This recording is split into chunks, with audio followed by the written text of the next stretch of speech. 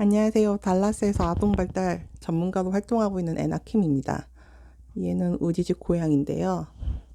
제가 몇 번 녹화했다가 우리 고양이가 방문을 벌컥벌컥 열어가지고 녹화를 다시 해야만 됐죠. 그래서 아예 잡아왔어요. 이놈의 새끼. 제가 이번 주에는 RBT 리뉴얼 컴피턴시 어세스먼트가 있었어요. 그 RBT 서티피케이트를 따면 1년마다 어세스먼트를 이제 받고 BACB 보도에 어플리케이션을 이제 보내야 돼요. 비용과 함께. 리뉴얼 비용은 35불 정도 합니다. 그래서 제가 이번 주에 잘 이제 어세스먼트를 통과해가지고 오늘 아침에 어플리케이션을 보냈죠. 근데 어플리케이션을 보내서 제 서티피케이트를 다시 봤는데 6주까지 걸릴 수가 있대요. 그래서 한국 같으면은 이게 굉장히 금방 이루어졌을 텐데 미국은 아무래도 좀 이런 일 처리가 한국에 비해서는 좀 슬로우한 편입니다. 그래서 한국에 계셔서 한국에 좀 익숙하셨던 분들이 미국에 오시면은 일처리 하는 데 있어서 좀 답답함을 느끼시는데 또 미국에서 살다 보면은 거기에 적응해서 그러려니 하면서 이제 좀 넘어가게 되죠. 이놈의 새끼. 짠. 제가 블로그도 하는데 블로그에 이제 질문 글이 있었어요. 하나는 달라스에 이제 한국어로 하는 ABA 센터가 있는지에 대한 문의였고요. 다른 하나는 이제 미국 유학에 대한 어떤 전반적인 질문이었어요. 너 얌전히 있어야 돼. 가. 아야. 그래서 달라스에도 이제 한국 분들 중에서 ABA 서비스가 필요하신 분이 계시기는 해요. 저도 이제 몇 분 알고 계시는데 아무래도 그러니까 달라스에 한인들이 많이 늘기는 했지만 한국어로 센터를 운영하고 한국어로만 서비스하는 곳은 없는 걸로 알고 있어요. 제가 예전에 일했던 센터에 이제 한국인 친구가 있었는데, 그러니까 클라이언트가 한국 아이였어요. 부모님도 이제 한국어가 더 수월하신 분이고, 그렇지만 모든 프로그램과 세션은 다 영어로 이루어졌어요. BCBA 분이 많이 고민하셨는데, 저한테 한국어로 세션을 할 수 있냐고 물어보시길래 당연히 할 수 있다고 했는데, 근데 아이가 나중에 퍼블릭 스쿨을 가거나 센터나 가정 밖에 어떤 다른 공간에서 미국 사람들하고 보내는 시간이 더 많지 않을까? 뭐 이런 말씀을 하시더라고요. 그래서 제가 있는 우리 센터에서만 아이가 이 AB 치료를 받는 게 아니라 아이가 성장하면 다른 센터로도 갈 수 있는데 그때 모든 자료가 한국어로 돼 있으면은 다른 센터로 아이가 어떻게 이동하는 게 더 어렵지 않을까? 이런 많은 고민들을 하셔가지고 영어로 진행했었어요. 그래서 아무래도 여기가 미국이다 보니까 부모님하고 상담할 때는 통역을 써서 해결하고 아이한테는 아예 처음부터 영어로만 세션을 진행해서 영어도 가르쳐 주고 또 영어로 의사소통하는 다른 영어 방법도 알려주고 이제 부모님들에게 영어를 더 공부하시라고 권하죠. 그래서 한국어 치료사가 저 말고도 뭐 한두 분 더 있는 걸로 알고 있는데 한국어로 세션 진행되는 얘기는 들어본 적이 없어요. 그리고 미국 유학은 그냥 좀 마음을 많이 비우셔야 돼. 특히 일처리에 대해서.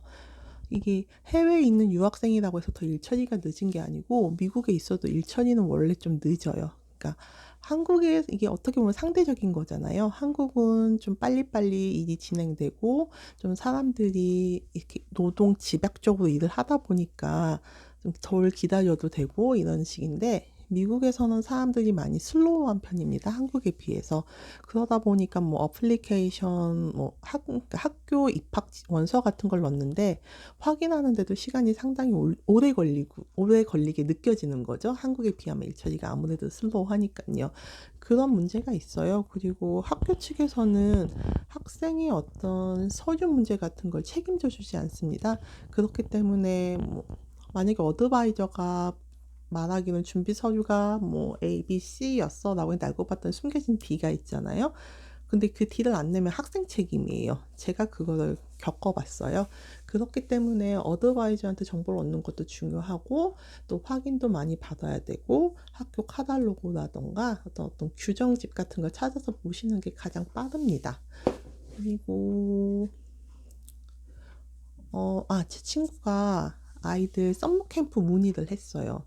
뉴욕이랑 LA는 또 세미스터가 다른데 텍사스 같은 경우는 서머 브레이크가 3달 반 정도 돼요. 꽤 길죠. 왜냐면은 그냥 봄이나 가을 학기도 4개월인데 썸머가 3개월 반이니까 거의 한 학기 분량 기간이에요. 그렇기 때문에 썸머 캠프를 당연시하게 많이 보냅니다.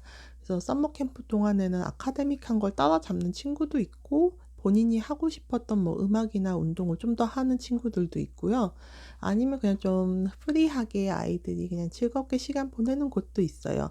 다만 아무래도 텍사스, 특히 달라스에는 썸머 캠프가 굉장히 보편화됐고 되게 당연시하다 보니까 좋은 프로그램은 이미 스프링 때 다 마감이 돼요. 그러니까 썸머 캠프라고 해서 썸머 시작하면서 결정하시는 게 아니라 한 정말 좋은 프로그램 그리고 좀 역사와 뭐 전통이 있는 프로그램은 한 2월이면 벌써 마감이더라고요. 당연히 마감이라서 봄학기 시작과 동시에 썸머 캠프 알아보시는 분들도 굉장히 많아요. 왜냐면 봄학기 끝나면서 썸머 캠프가 자연스럽게 이어질 수 있도록 해야 되기 때문이고요.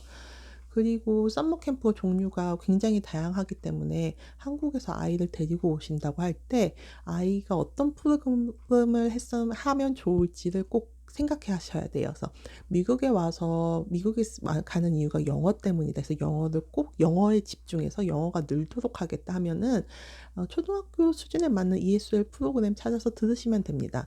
미국에도 사실 미국이 이민자의 나라잖아요. 그렇기 때문에 영어를 못하는 미국인들도 상당히 많아요. 그래서 그런 사람들을 위한 ESL 프로그램이 굉장히 다양합니다. 다양한 나이에 맞게 다양한 프로그램이 있으니까 그런 썸머 캠프를 찾아서 들으시는 게 좋으시고요. 아니면은 미국에 와서 미국 문화를 경험하고 싶다. 그러면은 이제 어떤 그러니까 필드 트립이 많은 썸머 캠프를 알아보시는 것도 좋고, 아니면 아이가 한국에서 기본적으로 뭐 발레를 좀 했었다 하면은 달라스나 미국에 뭐 오셔가지고 발레가 있는 썸머 스쿨을 넣으셔도 됩니다. 좀 다양해요. 그렇기 때문에 무작정 썸머 캠프를 알아보고 싶다라고만 말하면 조금 막막해요. 그 썸머 캠프에 오는 어떤 목적, 그 기간, 뭐 비용, 어떤 특수한 상황, 뭐 이런 것들 좀 설명해 주시면 훨씬 구하기 좋고요. 썸머 캠프를 알아보실 때는 그 전해 겨울까지 좀 보시고 봄 시작되면은 좋은 거는 빨리 지원하셔가지고 그 자리를 확보하는 게 굉장히 중요합니다. 썸 캠프가 얼마나 보편적이냐면요. 그 달라스에도 한인교회가 있을 거 아니에요. 그 한인교회에서도 썸머 캠프를 진행하세요. 이 좋은 점이 뭐냐면 이제 달라스에 사는 좀 한국어가 조금 더 부족한 한국어를 좀 더 공부해야 되는 친구들, 영어가 좀 더 편한 친구들은 한인교회 가면 굉장히 재밌대요. 왜냐면은 그 친구들은 영어가 더 이제 수월하니까 항상 영어만 썼다가 그런 교회에 모여가지고 친구들이랑 영어랑 한국어랑 섞어서 이제 자기 편하게 말하는 그런 부분도 너무 즐겁고 한국 문화를 배우는 게 너무 즐겁다는 거예요. 그래서 저는 예전에 그러니까 제가 다니는 교회에 저희 조카를 좀 보내주고 싶었어요. 왜냐면 이 한인교회에서 하는 썸머 캠프가 너무 좋은 게 비용적으로 상당히 저렴해요. 그리고 아이가 갑자기 미국에 와서 미국의 아이들하고 어울리면은 좀 힘들 수도 있잖아요. 심적으로 언어도 충분히 안 되고 대신에 이제 한인 교회에서 하는 썸머 캠프에 아이들 보내면 아이가 영어에도 노출되고 그리고 어떤 미국의 교포사회의 아이들하고 어울리면서 덜 이질적인 상황, 서로 어떻게 보면 한국 문화를 아이들한테 알려주면서 커뮤니케이션이라던가 친밀감을 쌓을 수 있는 기회를 더 쉽게 얻을 수도 있는 거죠. 그래가지고 조카가 만약에 미국에 온다면은 그 한인 교회에 있는 썸머 캠프에서 썸머 캠프를 시작하면 좋겠다라고 개인적으로 생각한 적이 있어요. 그래서 이거는 저와 저희 이제 조카의 어떤 상황에서 이제 베스트 초이스고요. 만약에 아이를 데리고 미국에 오고 싶은데 그 썸머 캠프로 오신다 할 때 아이의 영어 정도, 그리고 썸머 캠프로 오는 목표, 그 금액 이런 것들을 충분히 고려하시고서는 결정은 썸머 캠프 보내기 전에 겨울까지 하시고 스프링 때 이제 아이 이제 입학 그 서류 받는다, 썸캠프 신청 받는다 할 때 바로 하시는 게 가장 좋은 자리를 확보하기 위한 최선의 방법이라고 말씀드리고 싶습니다. 그렇다고 뭐 좀 늦게 오셔도 자리가 없는 건 아니에요. 워낙 프로그램이 많아서. 그렇기 때문에 일단 프로그램은 많으니까 걱정하지는 않으셔도 되지만 좋은 자리, 그러니까 정말 가격 대비 퀄리티 너무 좋고 많은 사람들이 원하고 아이들도 정말 너무 재밌다고 했던 그런 좋은 프로그램들은 정말 빨리 마감돼요. 2월도 아마 늦은 것 같아요. 여기 텍사스는 1월 중순이면 이미 봄학기 시작이거든요. 아마 봄학기 하면서부터 이제 아이들 학교 가가지고 이제 엄마들 다시 만나면 보통 그때 정하는 것 같아요. 그래서 썸머 캠프 갑자기 뭐 올해 썸머 때 아이 보내야지 한다고 봄에 연락 주시면 이미 늦습니다. 그 전에 연락 주셔야 돼요. 그리고 아이 뭐 썸머 캠프 만약에 보내서 뭐 보내려고 한국에서 갑자기 아이한테 막 영어 공부 시키실 필요는 없을 것 같아요. 왜냐면 아이들은 금방 또 영어를 배우는 편이고 썸머 한 달 있는 동안 그 한 달을 위해서 아이가 한국에서 뭐 스트레스 받을 필요는 없으니까요. 그래서 그냥 아이 썸머 캠프 생각하시는 분들 그냥 아이의 어떤 성향, 그리고 뭐 부모님 원하는 기대 부분, 그 비용, 뭐 요런 것들 좀 더 디테일하게 저한테 말씀해 주시면은 거기에 맞게 학교 제가 추천해 드릴 수 있어요.